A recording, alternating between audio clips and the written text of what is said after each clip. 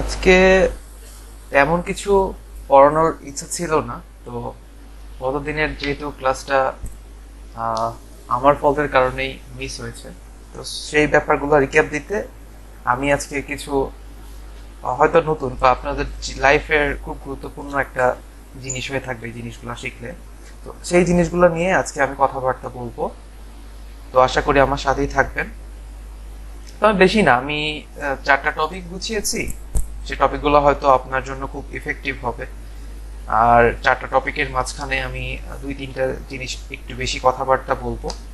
সেই তো বেশি কিছু না, আশা করি জিনিসগুলো খুব ইফেক্টিভ হবে, যেহেতু আজকেই আমার হয়তো শেষ ক্লাস, হয়তো না, আমি আজকেই শেষ ক্লাস করে দিব। তো আজকের শেষ ক্লাসে আমি চাই যে আপনাদের কিছু গুরুত্বপূর্ণ জিনিস যেগুলো অ্যাজ ইউজুয়াল আমরা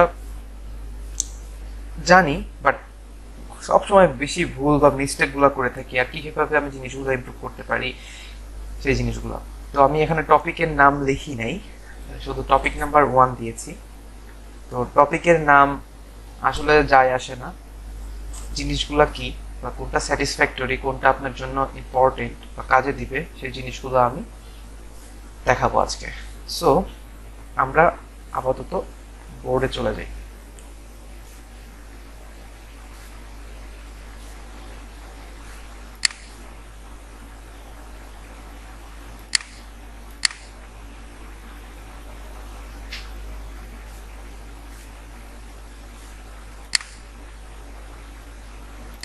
সরি।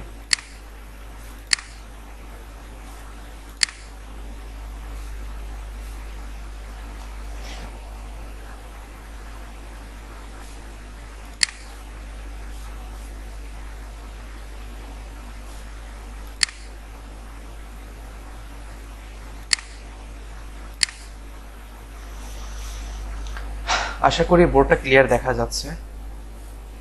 তো আপনি হয়তো খেয়াল করে দেখবেন যে আমরা ডেইলি লাইফে দিনে কতগুলা ইংরেজি শব্দ ব্যবহার করে থাকি। আপনার হয়তো আইডিয়াও নাই যে সেই শব্দগুলোর মধ্যে, সেই ওয়ার্ডগুলোর মধ্যে আমরা কিন্তু বেশিরভাগই ভুল উচ্চারণ করি। এটা কিন্তু অনেক ইম্পর্টেন্ট একটা লেসন যে আমরা ভুল উচ্চারণ করি। ইভেন আমরা সপ্তাহের 7টা দিন যদি ইংরেজিতে দেখতে যাই, আমরা সেখানেও কিন্তু ভুল উচ্চারণ করি, অবশ্যই করি। আমরা বিশেষ করে আহ, বুধবারকে আহ, বুধবারকে বলি হচ্ছে উইটনেসডে, কিন্তু সেটা ওয়েন্সডে হবে।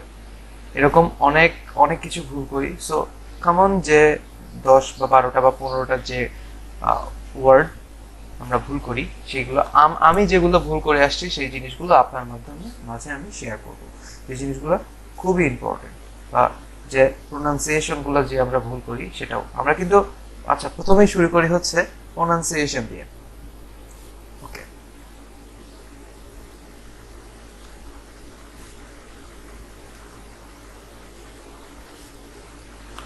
অলরাইট।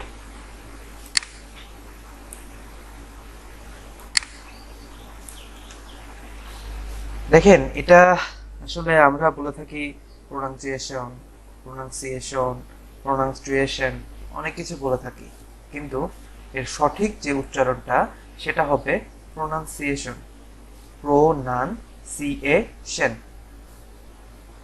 তাহলে আর আজকে থেকে আর নয় প্রোনাউন্সিয়েশন, প্রোনাউন্সিয়েশন এরকম কিছু না, প্রোনাউন্সিয়েশন, প্রোনাউন্সিয়েশন। ওকে, তারপরে তারপরে আমরা বলি অফেন। ঠিক আছে, অফেন। এখানে আমরা কিন্তু অফেন, অফটেন, এই জিনিসটা কিন্তু কনফিউশনে থাকি যে আসলে আমরা অফটেন বলবো না অফেন বলবো। দেখেন, অফটেন অফেন দুটাই সঠিক, কিন্তু আমরা কিন্তু ব্যবহার করব যেটা বেশি চলে বা যেটা বেশি প্রচলিত। ঠিক আছে, তো আমাদের ইংরেজ ওয়ার্ড বা ইংরেজি সেন্টেন্সের মধ্যে আমরা কিন্তু অফেন শব্দটা বেশিরভাগ ক্ষেত্রে ব্যবহার করে থাকি। সো আমরা আজ থেকে অফটেন না ব্যবহার করে, অফটেন ব্যবহার করলে আপনার ভুল হবে না, বাট আমরা চেষ্টা করব আপনি অফেন ব্যবহার করবেন, ঠিক আছে?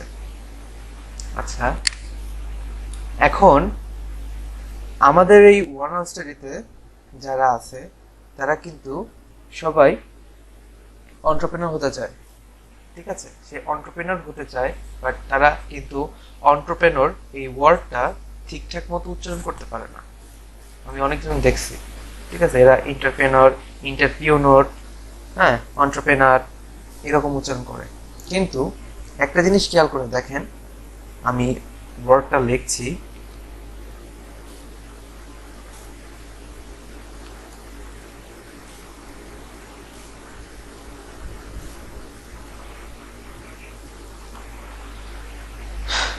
এটা আসলে এন্ট্রপ্রেনর বা অন্টারপ্রেনর, এন্ট্রপ্রেনর বা অন্টারপ্রেনার এরকম কিছু না, এটা হচ্ছে অন্ট্রাপ্রেনর, অন্ট্রাপ্রেনর, অন্ট্রাপ্রেনর, ঠিক আছে? আমরা কিন্তু এই জিনিসগুলো হইতে চাই বা এটা হইতে চাই, অন্টারপ্রেনর হতে চাই, কিন্তু আসলে সেটা সম্পর্কে সঠিক ধারণা আমাদের কিন্তু নেই। তো আজ থেকে no entrepreneur, only entrepreneur. Alright, okay, next word কি? ও, ফেসবুকে আমরা কিন্তু অনেকে কমেন্ট করে থাকি, আমরা বলি কমেন্ট, হ্যাঁ, কমেন্ট, ঠিক আছে? কমেন্ট, কমেন্ট এগুলো কিন্তু বলে থাকি যে ফেসবুকে কমেন্ট করছিস, এর সঠিক উচ্চারণ কমেন্ট। আমি লিখি COMMENT, কমেন্ট, এর সঠিক উচ্চারণ কমেন্ট, কমেন্ট, কমেন্ট, হ্যাঁ, যদি একটু এক্সপ্রেশন দিয়ে বলতে চান কমেন্ট, এভাবে।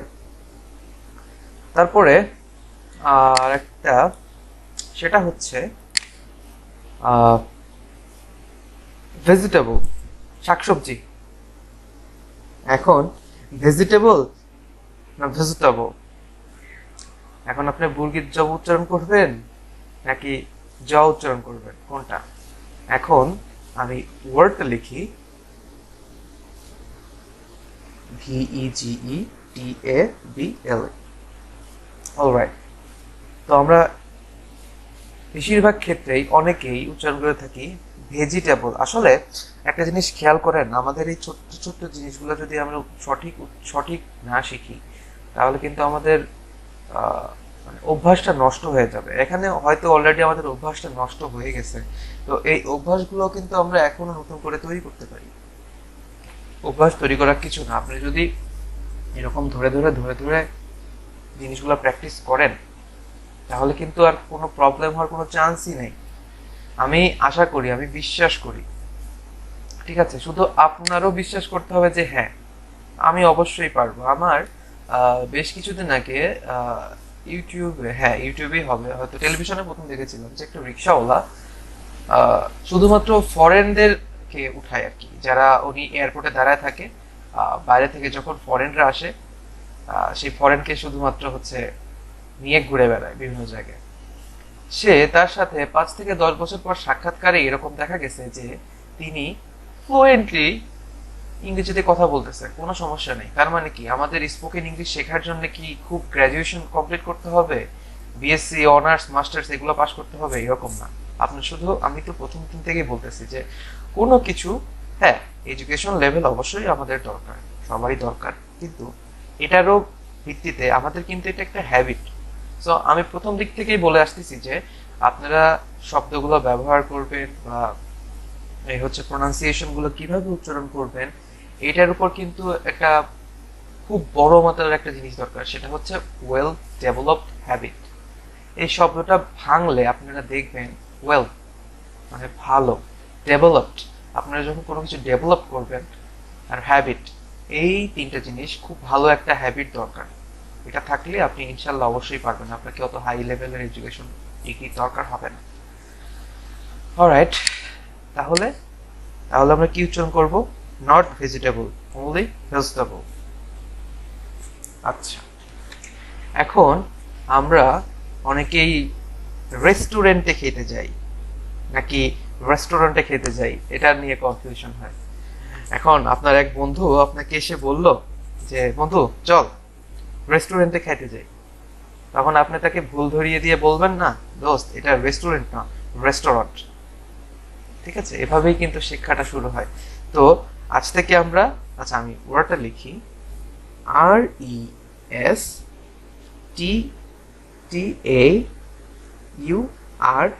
RESTAURANT, that's mean restaurant. তার মানে আজকে থেকে আপনি যদি রেস্টুরেন্টে যান ভুল জায়গায় যাবেন, আপনাকে অবশ্যই রেস্টুরেন্টে যেতে হবে। Restaurant, not restaurant, restaurant, only restaurant, restaurant.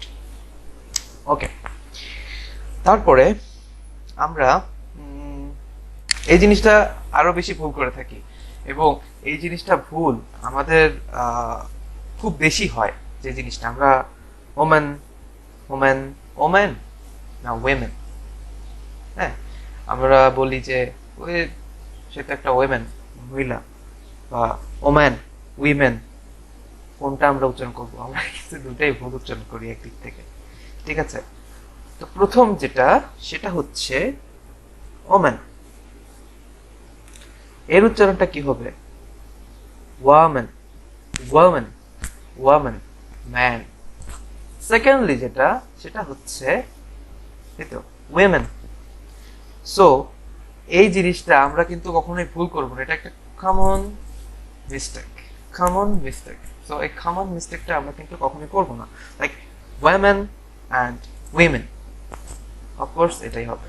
So আপনারা ওয়ামেন উইমেন কোনোটাই না, জাস্ট ওয়ামেন অ্যান্ড উইমেন।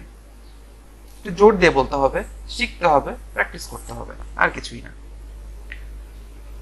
আরেকটা জিনিস, সেম, আমরা একটা বলি সেম, সেম এর উচ্চারণটা হবে same, not same, not Sam, it's only same. ও আরেকটা আছে যেটা আমরা সবসময় বেশি ভুল করে থাকি, এটা কি হবে? সেস নাকি সেস? সেস নাকি সেস? আপনারা কেউ কি জানেন? আমরা কিন্তু বলি উই সেইজ দ্যাট, এটা আসলে সেইজ হবে না, এটা হবে সেস, এস এ ওয়াই এইচ, সেস। তারপরে এই যে আমি সপ্তাহের কথা বললাম, 7 দিনের যে সপ্তাহের কথা, সেটা হচ্ছে আমরা কিন্তু এখানে ভুল করে থাকি, সবসময় ভুল করে থাকি। কি বলি আমরা? ওই বললাম প্রথমেই ওয়েডনেসডে বলি, বুধবার, আসলে উচ্চারণ হবে ওয়েন্সডে। ঠিক আছে, এটা আমি বলে দিই, এটা লিখলাম না, ওয়েন্সডে। আচ্ছা আমি তাও লিখে দিই, WED, wed, NESS, wednes, sorry NESDAY, Wednesday, Wednesday, এটার উচ্চারণ হবে ওয়েন্সডে। আরেকটা জিনিস আমরা ভুল করে থাকি, সেটা হলো THURSDAY, থার্সডে। আমরা কি বলি? থার্সডে, থার্সডে, থার্সডে মানে বৃহস্পতিবার। ঠিক আছে, থার্সডে। ও আরেকটা আছে, সেটা হচ্ছে আমরা মঙ্গলবারকে আমরা কি বলি? টুইসডে, টুইসডে বলি। ঠিক আছে, এটা হবে টিউসডে, TUESDAY,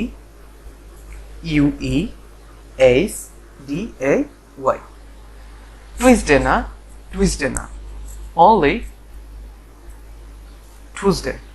ঠিক আছে, আমরা এভাবে যদি রেগুলার প্র্যাকটিস করে থাকি, প্রত্যেকটা শব্দ ধরে ধরে ধরে ধরে যদি আমরা এই জিনিসগুলা কমপ্লিট করতে পারি, তাহলে দেখবেন আমাদের ইমপ্রুভমেন্ট কতটা বেড়ে গেছে। তো আশা করি এই টপিকটা বুঝতে পেরেছেন। সো আমরা মূলত কথা বললাম আমরা প্রতিনিয়ত যে শব্দগুলো দিয়ে ভুল করি, আমি কিছু বাছাই করে রেখেছি, এইগুলাই আর কি বললাম। আপনাদের এখন যদি আপনারা HW গ্রুপে এগুলা পোস্ট করবেন যে এটা সঠিক উচ্চারণ কি হবে, আমরা সবাই মিলে যদি একসাথে জিনিসটা অনেক কেয়ার করি বা অনেক ভেবে চিন্তে কাজ করি বা দলবদ্ধভাবে 500 জনের আমাদের টিম বা 500 জনের বেশি আছে হয়তো, একজনের ভুল হলো যদি আরো 499 জন মিলে যদি সাহায্য করি তাহলে কিন্তু সেখানে কোনো প্রবলেম থাকার কোনো ওয়ে নাই। I don't see any problem there at all. Alright, তারপরে আমরা টপিক নাম্বার 2-তে চলে যাব। টপিক নাম্বার 2-তে সেটা হচ্ছে কিছু ব্রিটিশ আমেরিকান উচ্চারণ দেখাবো। সেটা সবসময় আমরা মনে করি যে এটাই ব্রিটিশ বা এটাই আমেরিকান বা ব্রিটিশ আমেরিকান গোলায় ফেলি এই জিনিসটা। আসলে কিছু কিছু জিনিস আমাদের আসলে জানা দরকার। আসলে পৃথিবীতে লক্ষ লক্ষ ওয়ার্ড কি কোনটা ব্রিটিশ কোনটা আমেরিকান এটা কি জানা সম্ভব? হয়তো অনেক আমেরিকান আছে বা আমাদের কিন্তু একটা জিনিস আমরা হয়তো জানি বা আপনারা জানেন না, আমি অ্যাকচুয়ালি কিছু জিনিস জানি যেগুলা অস্ট্রেলিয়ান অ্যাকসেন্ট, তারপরে হচ্ছে ব্রিটিশ অ্যাকসেন্ট, আমেরিকান অ্যাকসেন্ট, এই জিনিসগুলো কিন্তু ডিফারেন্ট হয়। আসলে ওভাবে ধরে এই জিনিসগুলো শেখানো বা বোঝানো সম্ভব না, কারণ আমরা বাঙালিরা এমনিতেই ইংরেজিতে যথেষ্ট দুর্বল। বাট আস্তে আস্তে ইমপ্রুভ হচ্ছি, দ্যাটস গুড। তো চলুন দেখি কিছু দৈনন্দিন শব্দের ব্রিটিশ এবং আমেরিকান এবং ব্রিটিশ উচ্চারণ। ফার্স্ট অফ অল যেটা সেটা হচ্ছে আমি লিখব WATER,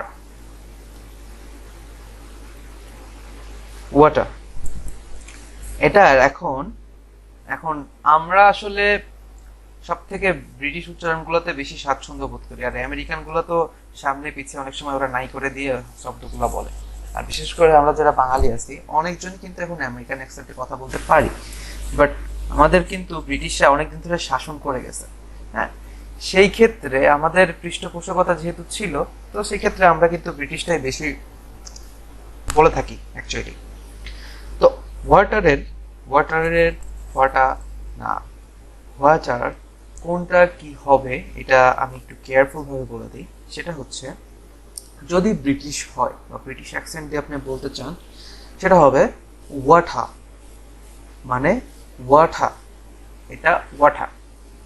আর যদি আপনি আমেরিকান অ্যাকসেন্টে বলেন ওয়ার্ডার, এই হচ্ছে পার্থক্য। এটা যদিও একটা ইন্টেলেকচুয়াল ব্যাপার স্যাপার, কারণ এটা গ্র্যাব করতে গেলে আপনাকে ভালো টিভি সিরিজ, ভালো মুভি, ভালো আমেরিকান মুভি, ভালো ব্রিটিশ মুভি, আমি কিন্তু বেশ কয়েকটা মুভি সাজেশন করে দিয়েছি, আপনারা কিন্তু এগুলো ফলো করতে পারেন, বেশ ভালো মুভি, ইভেন ফ্যামিলির সাথেও দেখতে পারেন, এইভাবেই আমি হিসেব করে দিয়েছি। সো আপনারা চেষ্টা করবেন মুভি দেখে বা টিভি সিরিজ দেখে অনেক কিছু শেখা যায়, অনেক ওয়ার্ডগুলো বোঝা যায় যদি আপনি সার্চ করেন। আপনি যদি আমেরিকান টিভি সিরিজগুলো দেখে থাকেন তো আমেরিকান টিভি সিরিজগুলোতে অবশ্যই আমেরিকান অ্যাকসেন্ট হবে। আর ব্রিটিশ কিছু টিভি সিরিজ আছে লাইক প্রিকি ব্লাইন্ডার টাইপের, তো সেখানে প্রিকি ব্লাইন্ডারের মধ্যে আপনি ব্রিটিশ অ্যাকসেন্টগুলো পাবেন, মানে ইংল্যান্ডে যেগুলো হয় আর কি। তো এগুলো আসলে ওভাবে বোঝানোর কিছু নেই, জাস্ট আপনি আপনাকে এই উদাহরণগুলো দিয়ে এটা বোঝাচ্ছি যে আপনার কোনো কিছু শুনতে হবে স্পন্টেনিয়াসলি, কোনো কিছু শুনতে হবে, না শুনলে হবে না। বিশেষ করে আপনার যখন ইপিএল মানে ইংলিশ প্রিমিয়ার লিগ যখন ফুটবল খেলা দেখবেন কমেন্ট্রিতে, বিশেষ করে দেখবেন ওরা কিন্তু ব্রিটিশ অ্যাকসেন্টে বলে, just their sound awesome, it sounds good, feel very good, শুনলে বুঝতে পারবেন। তো ব্রিটিশে হচ্ছে ওয়াঠা আর আমেরিকানে ওয়ার্ডার। Alright, next one. সব থেকে বেশি আর একটা জিনিস যেটাতে প্রবলেম হয় সেটা হচ্ছে আমরা এটাকে বলি SCHEDULA।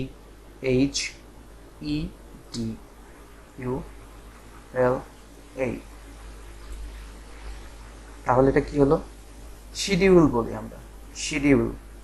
এখন ব্রিটিশদের একটা অ্যাকসেন্ট, আমেরিকানদের একটা অ্যাকসেন্ট। বিশেষ করে আমরা নতুন নতুন কিছু ওয়ার্ড শিখতেছি যেগুলো ব্রিটিশদের সুন্দর শোনা যায় বা আমেরিকান অ্যাকসেন্টটা এই সুন্দর শোনা যায়, এটা আমরা কাইন্ড অফ গুচন্ডালের মতো এক দেশের অ্যাকসেন্ট অন্য দেশের ক্ষেত্রে ব্যবহার করা, এই জিনিসটা খুব অড।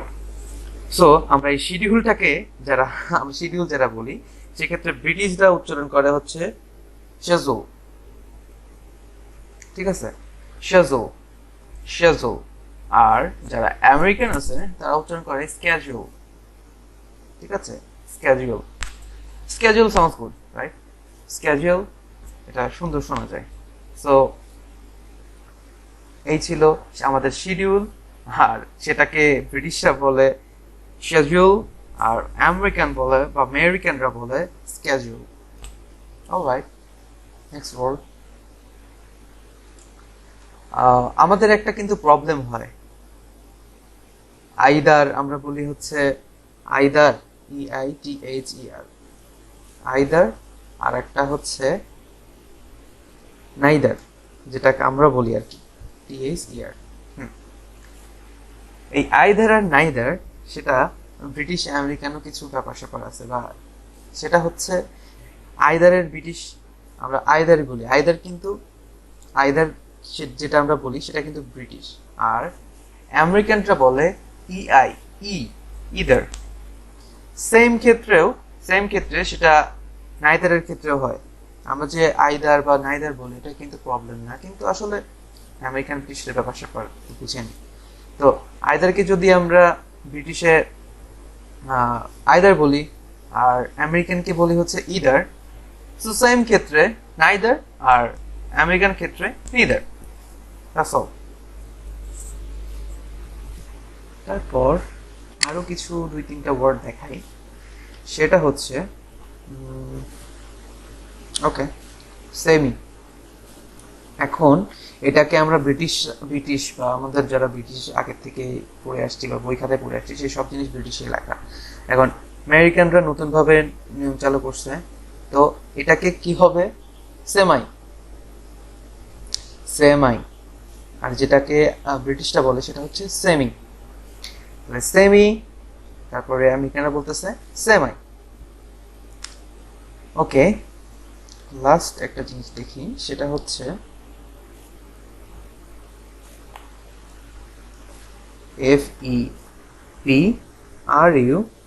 FEBRUARY। এটা কি?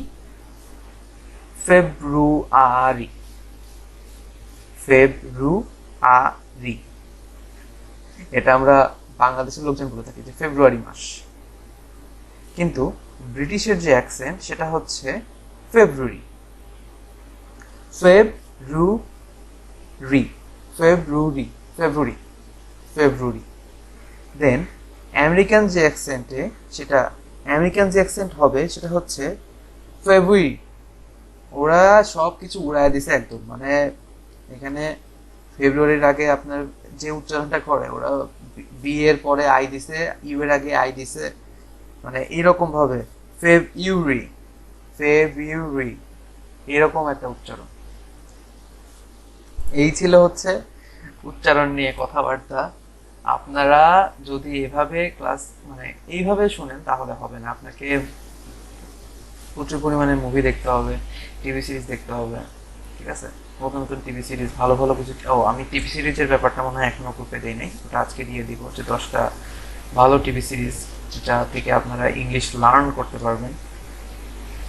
মোস্ট রিসেন্টলি আমি আমার আসলে জন্মের আগে থেকে ফ্রেন্ডস নামে একটা টিভি সিরিজ আছে, এটা শুরু হয়েছে আমাদের জন্মের আগের থেকে।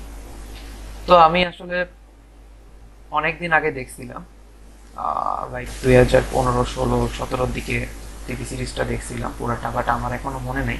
বাট ওটা আবার দেখা শুরু করছি প্রথম থেকে একদম।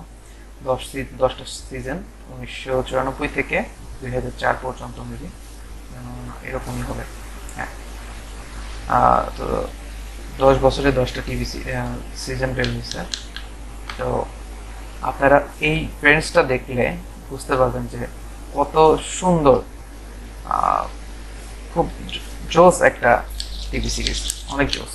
তো ওইটা আপনার লাইফে, রিয়েল লাইফেও যেমন ইফেক্ট ফেলবে, আপনার নলেজ, স্পোকেন ইংলিশের নলেজটাও আরো ওয়াইড করবে।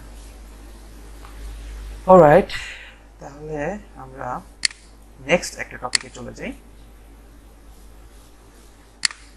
Topic number 3।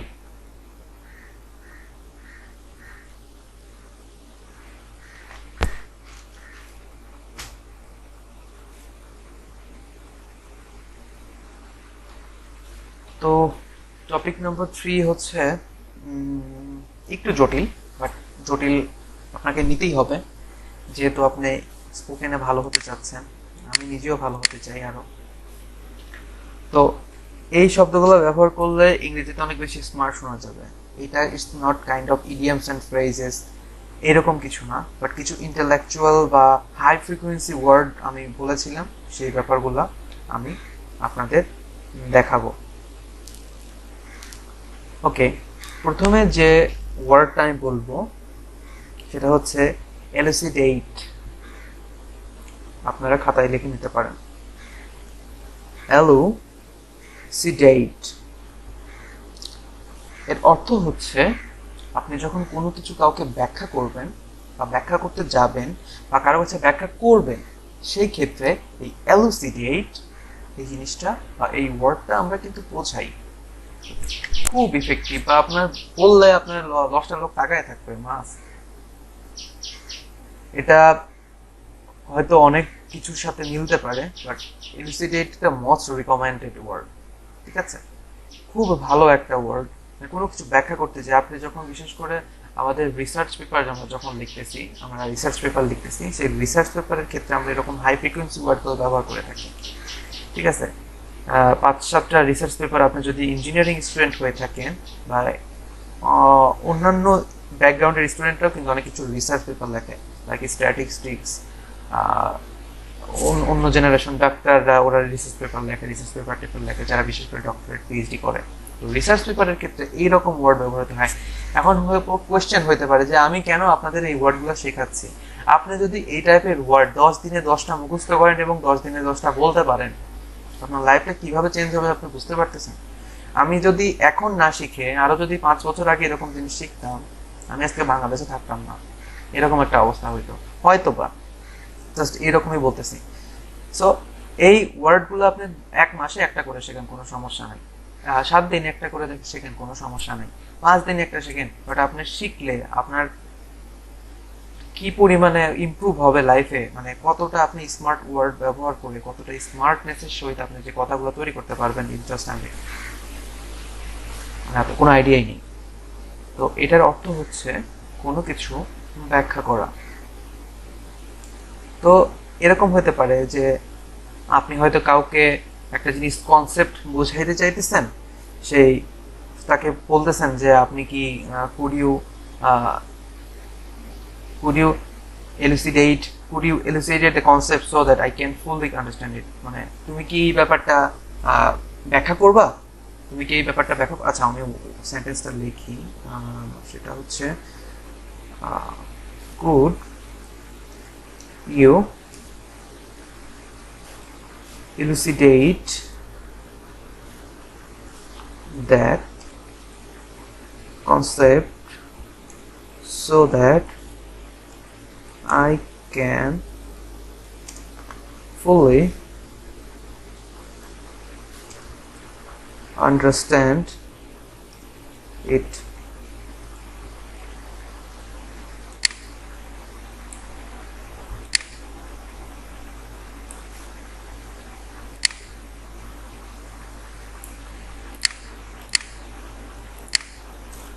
Alright.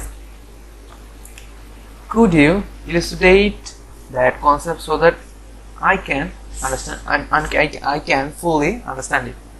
তুমি কি ব্যাখ্যা করে কনসেপ্টটা বলবা যাতে করে আমি ফুললি বুঝতে পারি, পুরোপুরি ব্যাপারটা বুঝতে পারি। খাতায় লিখে নেন, ইলুস উচ্চারণ সহই লেখেন, elucidate. ওকে,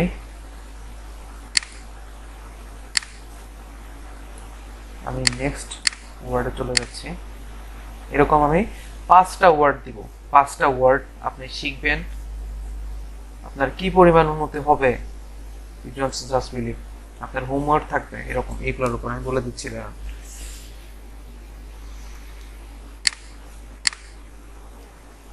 কই গেল বোর্ড?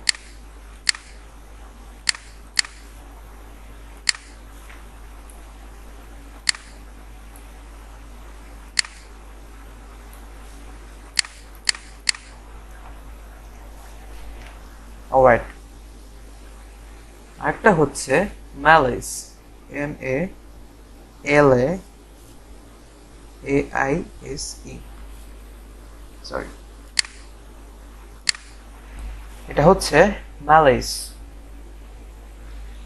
এখন এর অর্থটা কি?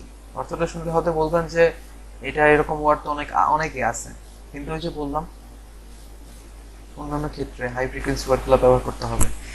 এটার অর্থ হচ্ছে শরীর খারাপ থাকা বা শরীর ভালো না থাকা।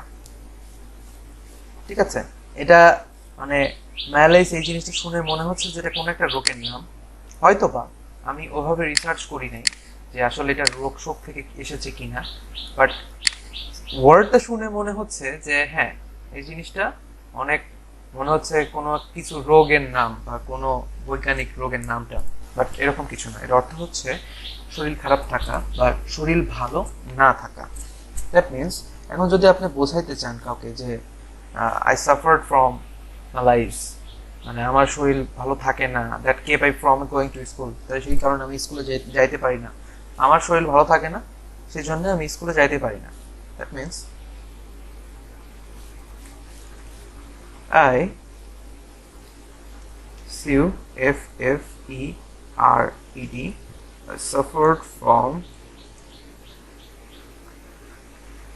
malaise that kept myself from going to school.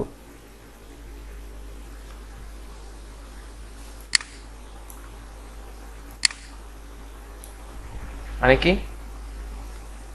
I suffered from malaise that kept myself from going to school. আমি আমার শরীর ভালো না থাকার কারণে আমি স্কুলে যেতে পারছি না, আমি স্কুল থেকে বিরত আছি বা স্কুল থেকে যেতে পারছি না বা স্কুলে যেতে পারছি না। ঠিক আছে, এই হচ্ছে সেকেন্ড যে ওয়ার্ডটা, নাম্বার 3।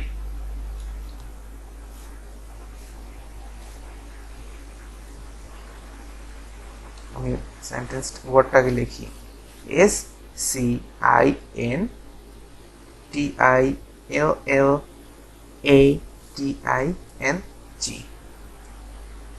অনেক কঠিন না? আসেন ভেঙে ভেঙে পড়ি। SCI এর অর্থ হচ্ছে স্কি, SCI স্কি। তারপরে NTI মানে দন্তের ন টয় রশ্মি, তাহলে হচ্ছে স্কিনটি, স্কিনটি। তারপর লেটিং, LATING, তাহলে রুশ উচ্চারণ হচ্ছে স্কিনটিলেটিং। এর অর্থ হচ্ছে অ্যাট্রাকটিভ, ভেরি অ্যাট্রাকটিভ, মানে খুব আকর্ষণীয় কিছু বা অনেক হ্যাঁ অনেক আকর্ষণীয় কিছু, খুবই আকর্ষণীয় কিছু। চলেন এটা দিয়ে আমরা একটা সেন্টেন্স তৈরি করি। She looks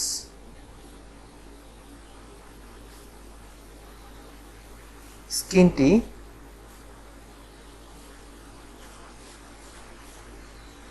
lighting. She looks scanty lighting, তাকে খুব আকর্ষণীয় দেখাচ্ছে। ঠিক আছে, তাকে খুব আকর্ষণীয় দেখাচ্ছে, বা যেহেতু আপনি কোনো বস্তুর ক্ষেত্রে বোঝান তাহলে সেটা হবে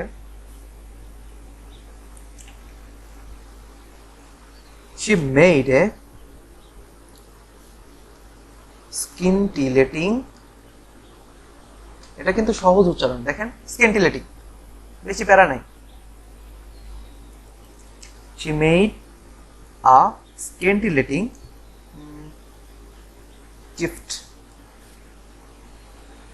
বা দিতে পারেন হচ্ছে presentation, PRESENTATION। She made a scintillating gift or presentation. এই তো নাম্বার 3 গেল। Now number 4।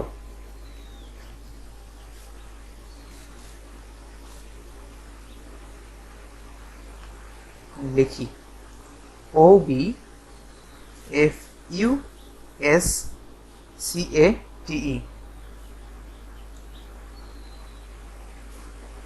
obfuscate, OB-তে অফ, FUSCATE, obfuscate। obfuscate মানে বিভ্রান্ত করা। obfuscate অর্থাৎ বিভ্রান্ত করা। obfuscate এটা হচ্ছে অর্থ বিভ্রান্ত করা। একটা সেন্টেন্স লিখি। They used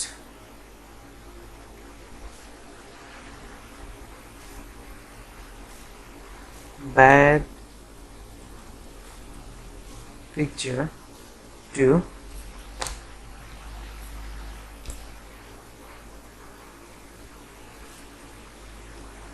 obfuscate তার মানে they use bad pictures to obfuscate। obfuscate তাহলে এখানে অর্থ হচ্ছে তারা বাজে ছবি দেখিয়ে বিভ্রান্ত করছে বা উল্টাপাল্টা ছবি, বা এখানে আপনি ইউজ করতে পারেন হচ্ছে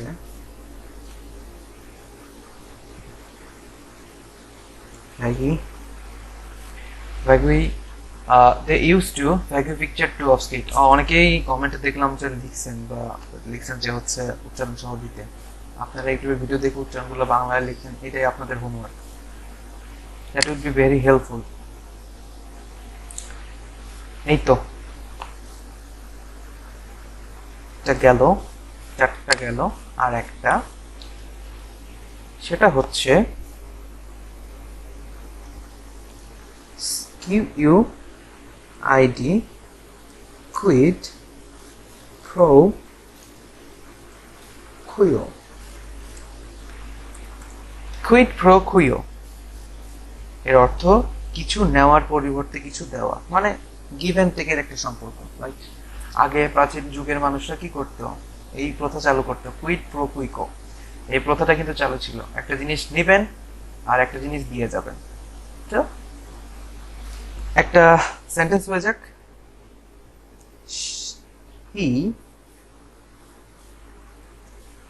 he gave her food as a quid pro quo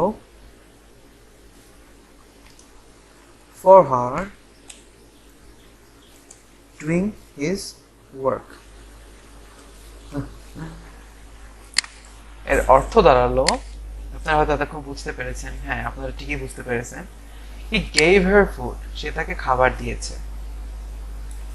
as a quid pro quo মানে কিছু নেওয়ার পরিবর্তে কিছু দেওয়া দিয়েছে, কারণ তাকে for her doing his homework মানে তার থেকে হোমওয়ার্কটা বা কাজ করায় নিবে, এই জন্য সে তাকে খাবার প্রদান করছে।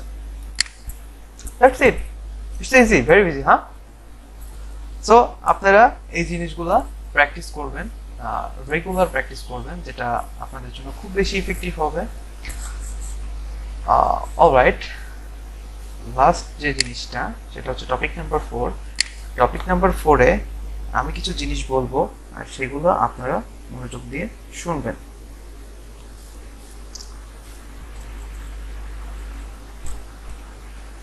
ওকে, সেই জিনিসটা হচ্ছে এই যে আমরা স্পিকিং ইংলিশ বলতে চাই বা স্পিকিং ইংলিশ নিয়ে কিছু বাজে জিনিসপত্র আছে, সেই জিনিসগুলো, সেই বাজে হ্যাবিটগুলো আমাদের কিন্তু ছাড়তে হবে। আজকের মতো ক্লাসটা এখানেই শেষ। যে জিনিসগুলো আপনাদের দেওয়ার কথা ছিল বা আমার মনে হয়েছে এই জিনিসগুলো দিলে আপনার খুব ইফেক্টিভ কোনো কিছু হবে বা দরকার, সেজন্য এই জিনিসগুলো আর কি প্রোভাইড করলাম আপনাদের। আর আজকে আপনাদের গতকালকে বলেছিলাম যে হচ্ছে আমি আপনাদের জন্য ভোকাবুলারি কিছু ক্যামব্রিজ এর একটা বই দিব।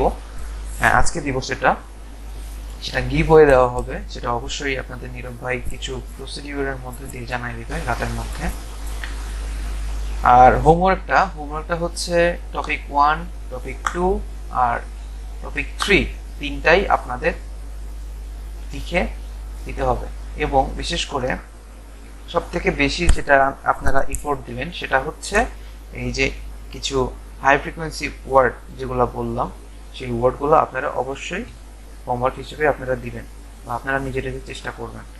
তো এখন আমি কিছু বলি যে আপনারা হয়তো অনেকে হেয় বা হীন মন মানসিকতার মানুষ আছেন, আমি জানি। হেয় করতেছেন যে হ্যাঁ এটা শিখে আমরা কি করব বা কি না করব। ব্যাপারটা হচ্ছে কি, শেখাটা জরুরি, মন্তব্য করাটা নয়। ঠিক আছে, আপনারা যখন শিখতে আসবেন, কোনো কিছু শিখবেন, সেখানে মন্তব্য করলে কখনোই কোনো কিছু শিখতে পারবেন না। এরকম অনেক ফ্রেন্ড বন্ধু বান্ধব আমাদের আছে আশেপাশে, হ্যাঁ ঘোড়ার ডিম শিখতে যাচ্ছিস তুই, না, এরকম হবে না। তো ফার্স্ট অফ অল আমি যে বলতে চাই সেটা হচ্ছে স্পিকিং ইংলিশ নিয়ে আমাদের কিছু খারাপ অভ্যাস, বাজে অভ্যাস বা ব্যাড হ্যাবিট যেটা আমরা প্রতিনিয়ত করে থাকি। আমরা কিন্তু একটা জিনিস দেখি যে আমরা হোয়াট লাইক ইয়েট, মানে যেগুলা এগুলোকে ফিলার শব্দ বলা হয়, আপনারা জানেন ভেরি ওয়েল দ্যাট, যে ইউনো, লাইক হোয়াট, এই জিনিসগুলোকে আমরা ফিলার অর্থ ব্যবহার করে থাকি।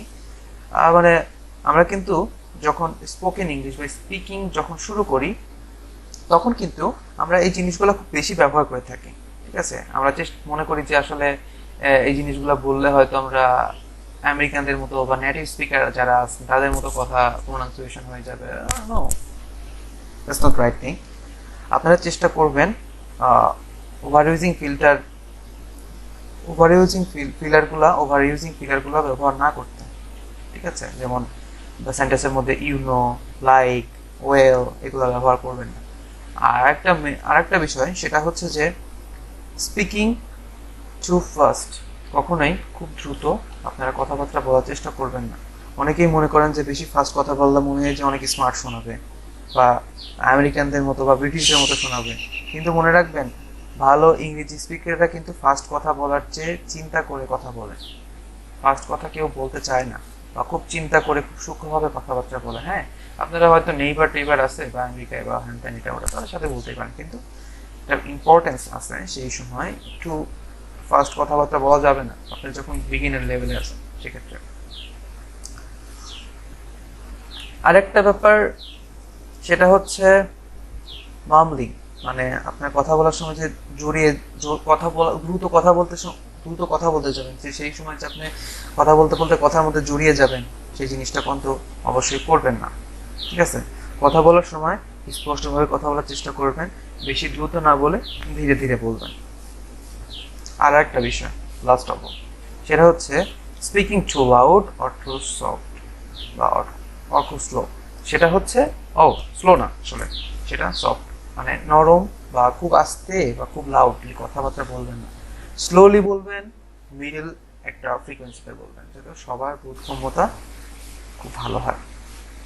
আশা করব ইনশাল্লাহ আল্লাহর রহমতে আপনারা বেশ ভালো করবেন। আপনাদের সাথে আবার আমি দেখা করব, আবার কথা বলবো। আমি মোহাম্মদ মাসুদ ফয়সাল হক বিদায় নিচ্ছি স্পোকেন ইংলিশ থেকে।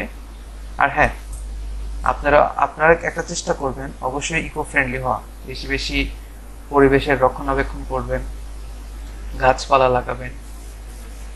আর একটা জিনিস ভুলবেন না যে আমরা বাঙালি, আমরা কিন্তু ভাষার জন্য যুদ্ধ করেছি এবং অনেকজন কিন্তু শহীদ হয়েছে। ব্যাপারটা কিন্তু আপনারা সবাই কম বেশি না, সবাই জানেন যারা বাঙালি আছি আমরা। তো ইংরেজির নলেজ আমরা কেন এত প্রসারিত করছি বাংলা না ব্যবহার করে? এই বাংলা ভাষার জন্য, আমাদের ভাষার জন্য কিন্তু এরকম কেউ কোনো দেশে যুদ্ধ করে নাই বা এরকম শহীদ হয় নাই। আমি কখনো কোথাও আর্টিকেলে পড়িনি, আপনারা যদি পড়েন বা ইনফরমেশন দিয়েন। কিন্তু সেটাকে আমরা প্রাধান্য না দিয়ে আমরা ফরেন ল্যাঙ্গুয়েজ ইউজ করতেছি, কিন্তু কিছু করার নাই, ভাগ্যের নির্মম পরিহাস। আমাদের এই ইংরেজিটা ধারণ করতে হবে, না হলে আমাদের তো আর মামা খালু নাই যে চাকরি দিয়ে দিবে, সেরকম তো কোনো ব্যাপার না। সো আমাদের এই জিনিসগুলা আস্তে আস্তে শিখতে হবে, জানতে হবে, বুঝতে হবে, আর বেশি বেশি চর্চা করবেন। আশা করি কোনো প্রবলেম হবে না ইনশাল্লাহ। সবাই ভালো থাকবেন, সুস্থ থাকবেন, এই কামনা করে আমি শেষ করছি। Mohammad Masum Faisal Haque. Thank you guys, and thank you, Uno Study, from bottom of my heart.